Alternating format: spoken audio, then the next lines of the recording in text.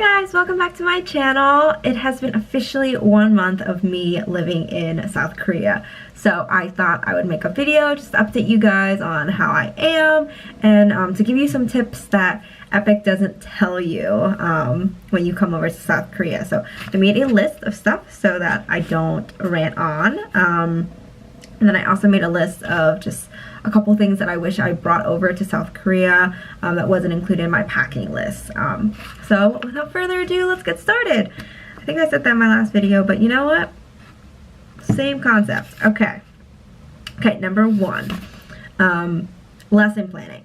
During orientation, you will learn extensively like information and materials on how to create lesson plans and become a better English teacher. And you're like, wow, you're right, I need all this stuff because I've never taught English before. Majority of people, but including myself, like never taught anything basically. And so I'm throwing myself in another country and I need all the tips I can get for planning lessons and just becoming an overall teacher. Correct? No, not correct, because what EPIK doesn't tell you is that everyone has a different situation once they're thrown in. So with my school, I teach at 2 schools, right?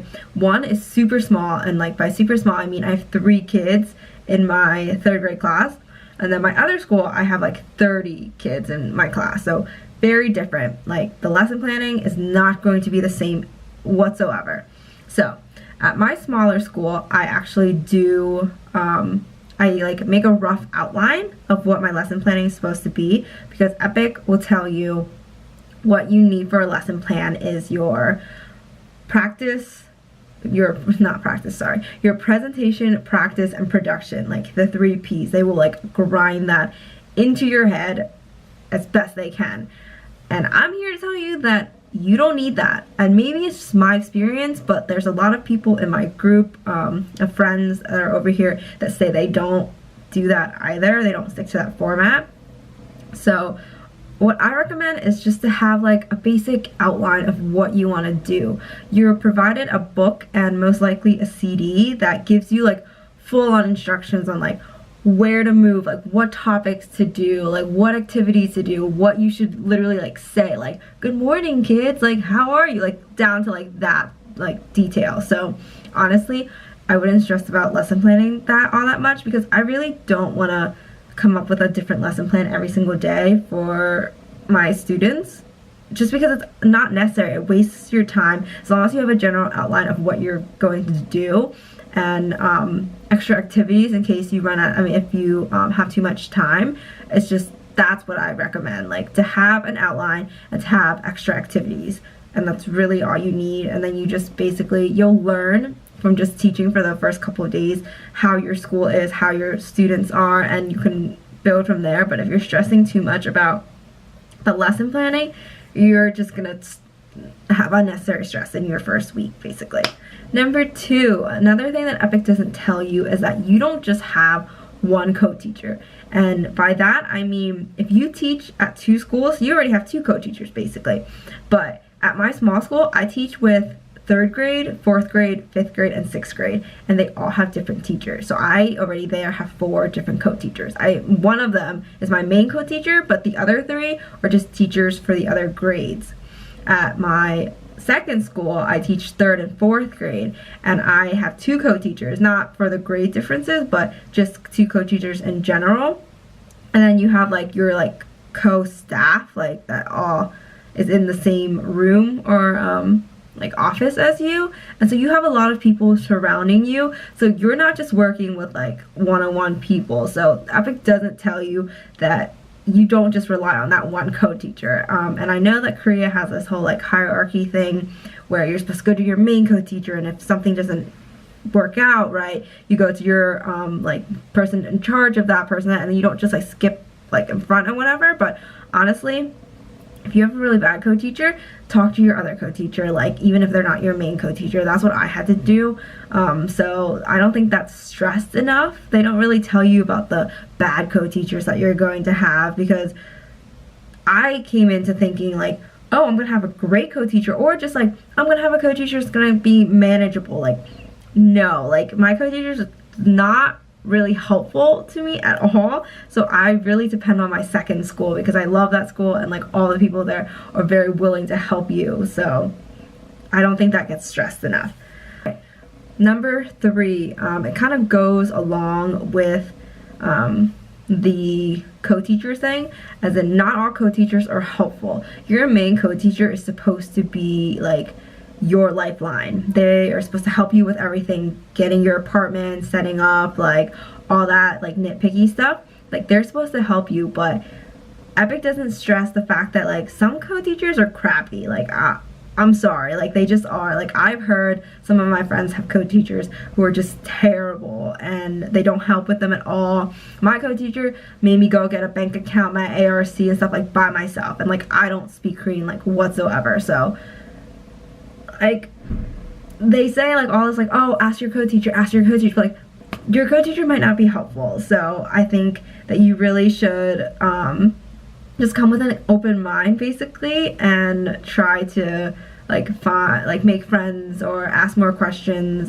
during orientation that's pertinent to like living on your own after orientation, because your co-teacher's not the best person sometimes. And honestly, if you have a great co-teacher, like you're so fortunate, but for the rest of us, your co-teacher is not going to be helpful. And I think that if I came to Korea with that mindset, probably would have been better, and I wouldn't have tried to pester my main co-teacher as much if he wasn't going to help me. So that's something to keep in mind.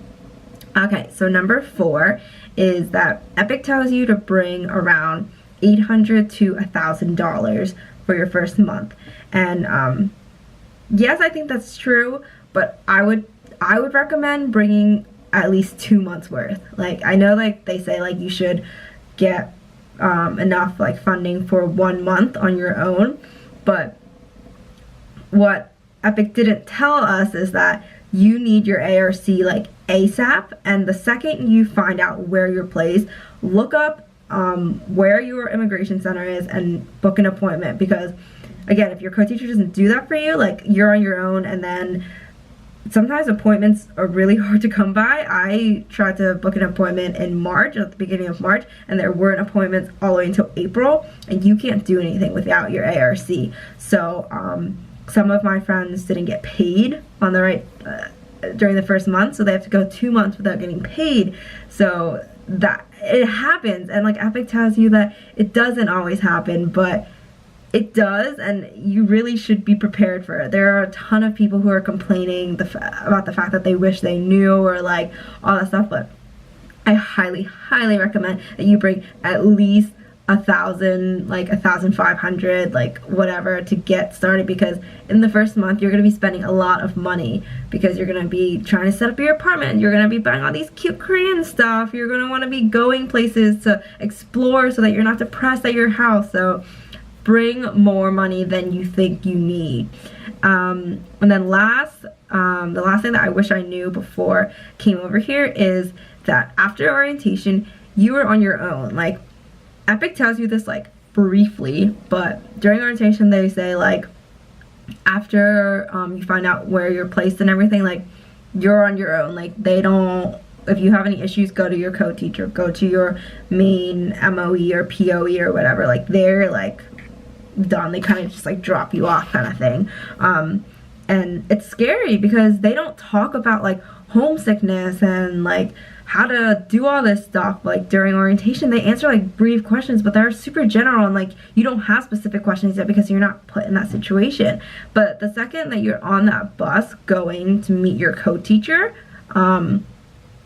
that's it. Like your friends and all the like people who speak English basically are gone, and you just have you and your co-teacher who may or may not be great at English, and then you're in your apartment, and by then you're like, I am truly alone, because you don't have your friend right down the hall in like another dorm room to talk to or stuff. So that's definitely something that they really need to stress more. And if you're someone who's never lived on their own before, I always lived with like a roommate.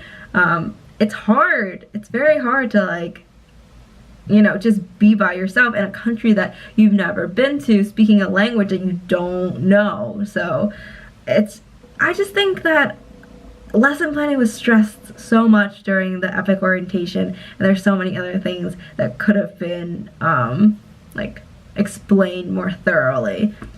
Now onto the things that I wish I brought. Okay, so I wish I brought reusable bags, because over here you pay for your plastic bags, which is like, I guess, like environmentally friendly, but and they don't cost that much. At Daiso they cost 21, which is like 2 cents basically, 2 US cents, whatever. But and then at Emart you can buy bags for your general trash, so that's helpful.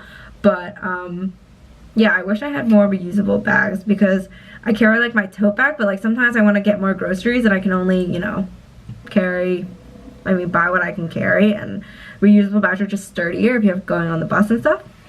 Second, I wish I brought more pictures, because again, homesickness is real. It happens. It just happens to everyone when you're thrown into a situation by yourself. You just feel lonely, depressed if things aren't going your way. So pictures definitely help. And I also can't find a place to print pictures here. Maybe I haven't explored I haven't explored like the whole entire area, but I haven't found a place to print out pictures yet. So I would definitely recommend that. I recommend bringing more towels. I brought one towel, but like it's not super fluffy, and it's not even the fact that Korea doesn't have fluffy towels, it's the fact that their towels are super small, and I am like a small person and I think their towels are small. So if you have room in your suitcase, bring that. Honestly, recommend it. Another thing to bring is a USB. I totally forgot to bring a USB when I came over here. I told myself I was going to, but I forgot it and whatever. But bring a USB, because when you do banking, most likely you'll want to do online banking, and that's like a whole entire process, because it's not just like, oh, create an account online, which is what it is in America. Like, you have to go apply for online banking, get a certificate, put the certificate on your USB so that you can use it on any computer. So I bought a USB. It's also just helpful to transfer like files and keep things together on your computer, and then transfer it to your school computer, because like, you can't send it through email. So definitely recommend bringing a USB. I bought one here, but you know, I had to find it, so it's whatever. I wish I brought more sneakers, because I brought booties. I brought like high-waisted like thigh-high boots and stuff, and I'm like, yeah, I'm gonna like be rocking the town. I'm walking everywhere, and it sucks to like have your feet hurt when you're walking like 30 minutes to the grocery store. So I really wish I brought more sneakers, but not just like sneakers, but like casual shoes, you know. Like I have like my Adidas Stan Smith shoes that I wear literally every single day, but I wish I brought more. And like, I could buy it over here, but like, why would I buy it over here if I had them in the United States and I just didn't feel the need to pack them, and I packed booties instead? It's just something, you know, because you're gonna be wearing slippers at school anyway, so it doesn't even matter if your shoes don't match your outfit. So definitely recommend bringing more casual shoes or comfortable shoes. And then the last thing I wish I brought is a water filter. I know that sounds really a little bit ridiculous, because when you're packing, you want to pack like everything, but I highly recommend packing a water filter, because the water over here is a little bit harsher, and I don't drink tap water at home anyways, so I wanted to buy that. And like, I feel as though all of the filters here are like super expensive. Maybe I'm just looking on Gmarket, but they're like $50 for like just the like water thing and not the filter part.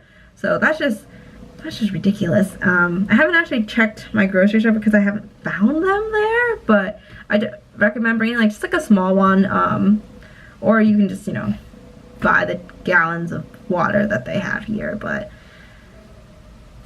I don't know, that's just me.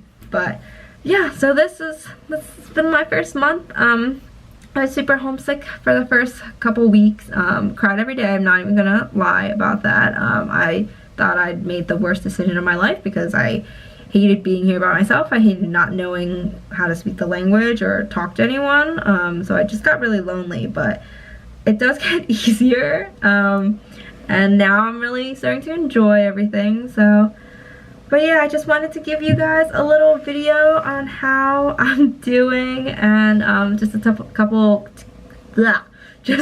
of tips for you guys as to what to bring and what to expect for your first month in Korea. So if you have any questions or if there's anything you want to see, just let me know. Leave it in the comment section below. Don't forget to like, comment, and subscribe. And then I will see you guys in the next video to see what I do next. Alright, bye.